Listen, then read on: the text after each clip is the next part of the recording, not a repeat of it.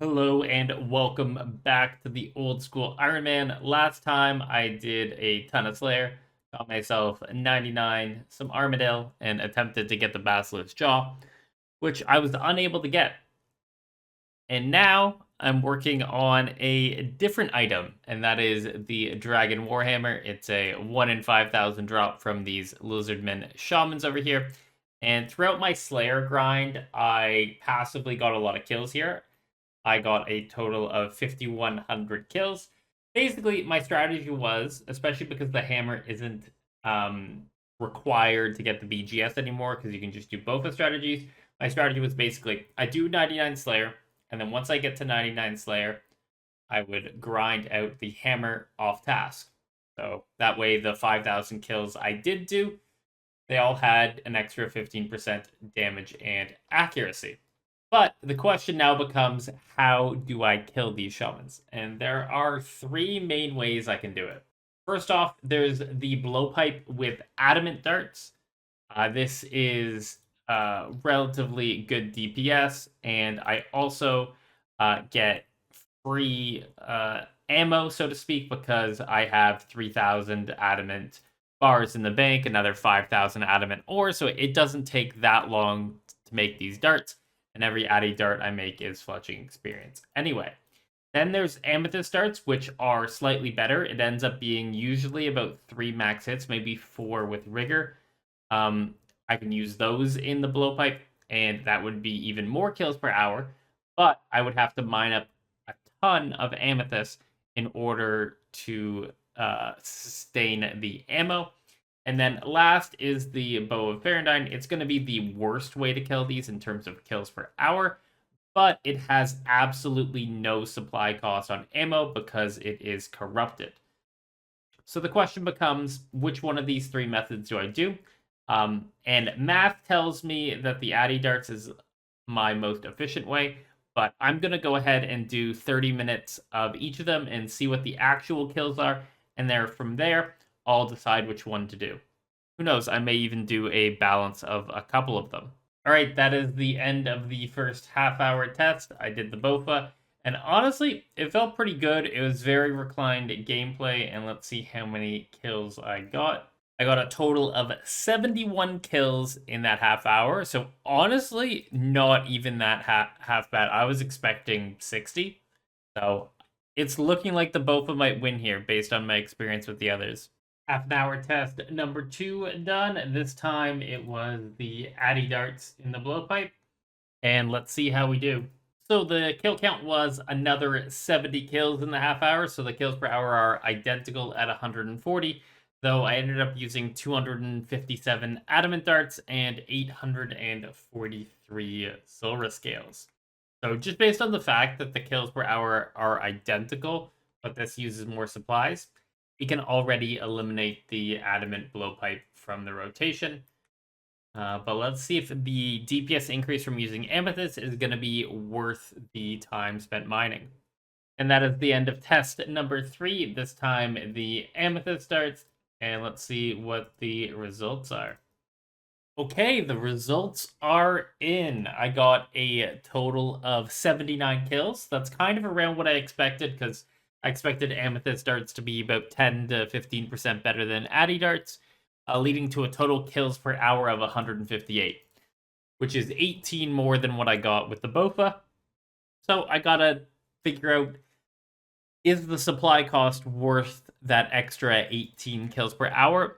And the rough look at it is no. I used a total of 247 darts and 795 Zora scales. And once you consider the fact that I can only get 720 amethyst darts per hour, and I have to do about 3 Zora kills for every half hour of shamans, that means my actual effective kills per hour are 86.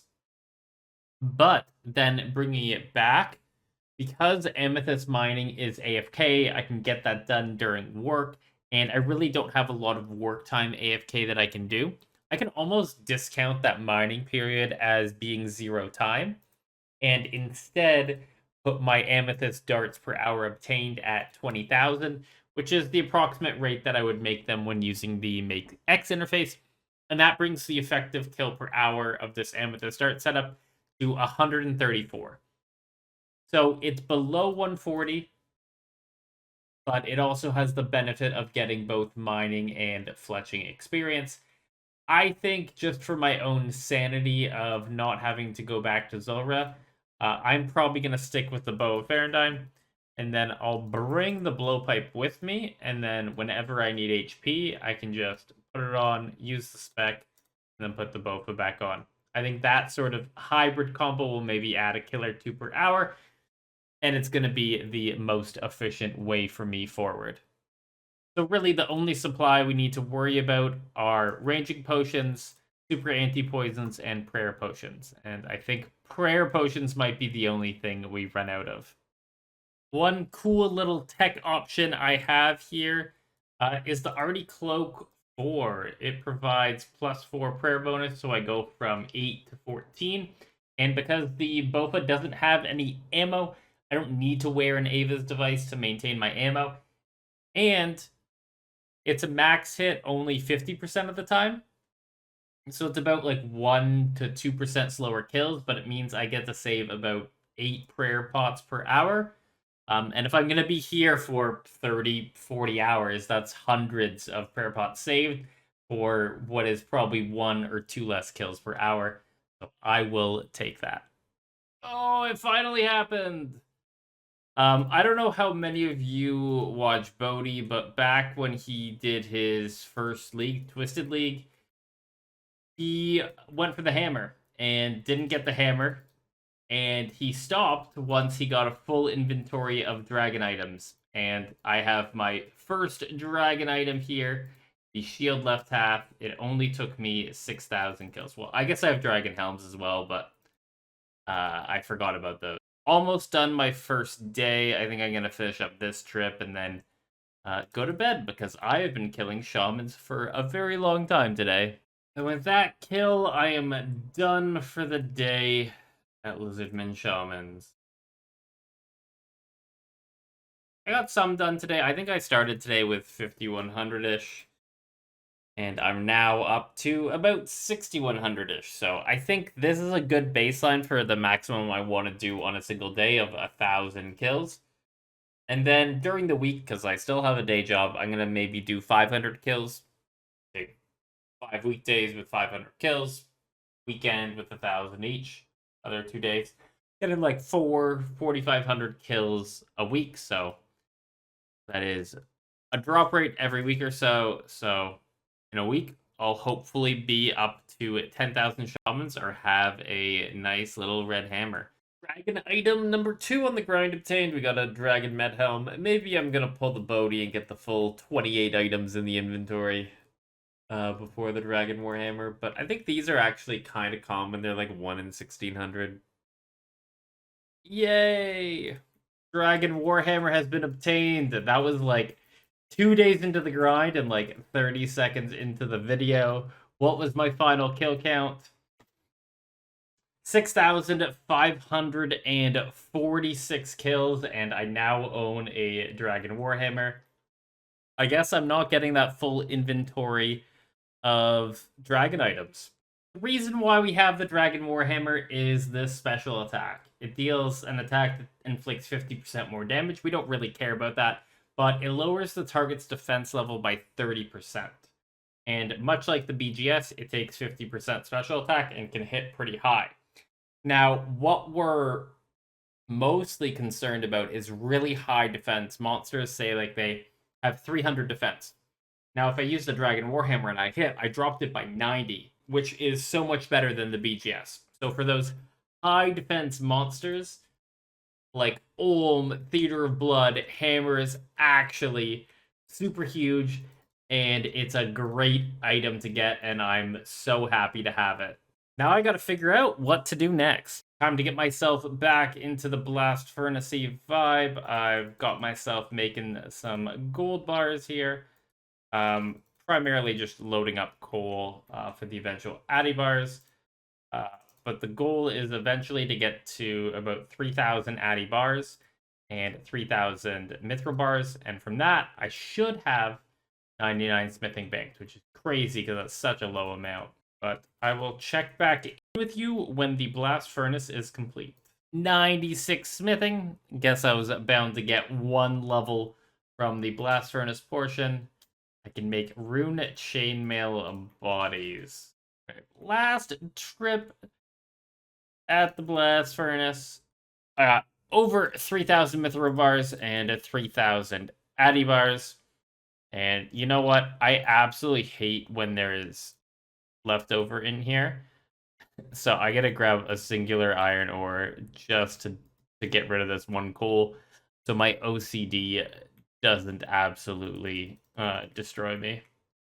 But with 3,000 mithril bars and 3,000 addy bars, that should be about like 3.5 to 3.6 million experience, which I think is just enough to get to 99. So let's get cracking at the Giant's Foundry. 97 smithing, got myself my max quality sword, which is 18.4k. And we've gained the level, 2 more levels to go. So about, yeah, 2.3 million experience. Should take about another 120 to 140 swords. It has been one very long day at the Giant Foundry. This is going to be my last sword of the night. 17,000 experience gained. I don't need another commission as I got 98 smithing. Yes, this is the same day that I got 97 smithing as well. So I basically did 97 to 98 all in 2 sittings. And I'm ready for bed because I have gained 1.95 million smithing experience today. One more level, probably about another 75 or so swords. So I'll get that done tomorrow, and then I'll have my, I think it's 15th 99. Whenever I get near the end of a grind, I always have a little bit of a tinge of like, oh, it's going to be over. I'm gonna miss it, but then I remember that I've made 600 of these swords in Giant's Foundry, and I'm like, you know what? I've had enough of this content. By the time you get 99, you've had enough of the content, which is why I probably won't care too much about post 99 experience unless it kind of just happens without me trying. Say, hit points where it's just going up and up and up. But the final sword has been completed. Hand this in to Kovac over here. And we should get 99 smithing. I'm now able to get the Master Smithing Cape. Why not visit their go? So that is level 99 smithing and a total level of 2255. This was about 3 days of doing it. I started it on Sunday night, Sunday midday, right after getting the hammer, and it's now Tuesday right before bed. But in terms of reputation, I have nearly 60,000. So I could spend that on smithing catalyst or packs or Kovac's grog, but none of these are really worth buying, so I'm just gonna keep the points and maybe they make something better in the future. And bars wise, for like this 96 to 99 grind, I started with 3,000 mithril and 3,000 addy, and I'm about 250 left in each, so use 2.7k. I think you can roughly assume once you get the full outfitter and are doing 14 mithril, 14 addy, that you can get like 1,200, 1,300 per bar set. That's just a nice, rough, easy one. I budgeted out 12,000 per bar, and I ended up having a little bit left over. Plus, my cash stack has now risen between the Dragon Warhammer grind and the smithing grind is now up to 43 mil, and it's been climbing. I think it was below 30 mil when I started both of those grinds. Now, I haven't bought every skill cape, but I'm going to be buying the smithing skill cape here because it is actually useful. It's not as useful as like a construction or a farming where it improves your quality of life and your ability to play the game, but if I ever train smithing in the future, it's going to be very valuable. I'll spend my 93k, drop my hood, and put on the smithing cape. So what does the smithing cape do? It has two effects. First off, it acts as goldsmithing gauntlets, so I no longer need to like swap between goldsmithing gauntlets and ice gloves when doing the blast furnace. And then also while doing the blast furnace, or just in general, while having this cape equipped, my coal bag now holds 36 coal instead of 28 coal. So that's much, much, much better. If I ever want to make any like rune addy or mithril bars at the blast furnace. In terms of future uses for my bars and ores, I'll probably, for my rune bars, I can turn those into rune two-handers to alk. The addy bars and the mithril bars, I will probably make them into darts, or I'll even save my adamant bars to make more diamond bolts E or ruby bolts E, just because I know that dragon bolts are not very sustainable on an Ironman. But mithril will definitely be turned into darts at some point, help with fishing training or fletching training. With the Dragon Warhammer obtained and another 99 knocked out with smithing, it's time to unfortunately end the episode. Next time, and I promise next time, we're going to jump back into the tombs to try and pick up some more unique items. And again, as with all these videos, they take a really long time to produce, so I appreciate all the support that you guys give me. Subscribe, like, comment, all that stuff really helps out. But past that, have a good day, and I'll catch you in the next one.